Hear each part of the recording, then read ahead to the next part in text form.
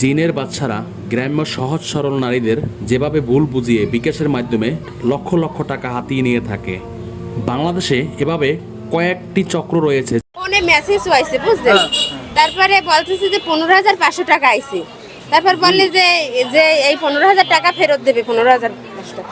আমার নগদ অ্যাকাউন্টে ঢোকে নাই টাকা, বলতেছে যে অ্যাকাউন্টে গোড়ার দিয়ে নাকি বন্ধ করে দিতেছে অ্যাকাউন্ট অফিস দিয়ে, যে আপনি এই দিয়ে যাই একটা এই জায়গায় বলছে যে এই দিয়ে যদি আপনি টাকা ছাড়া করেন টাকা ঢুকবে না, মেসেজ আইবে।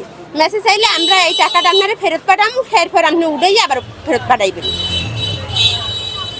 11,500 11,000 টাকা পাঠাইছেন। 11,500 নাম এই যে নাম্বারে টাকাটা পাঠাইছেন ওই নাম্বার কি রিসিভ করে এখন? রিসিভ করছে একবার, কয়ে দেখতেছি কই এখন তো রিসিভ করতেছে না।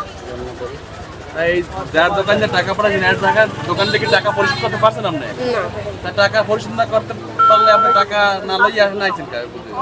ফোনই ধরতেছে না। তাহলে বিকাশ প্রতারক জিনের বাচ্চারা কি ফোন ধরে হবে?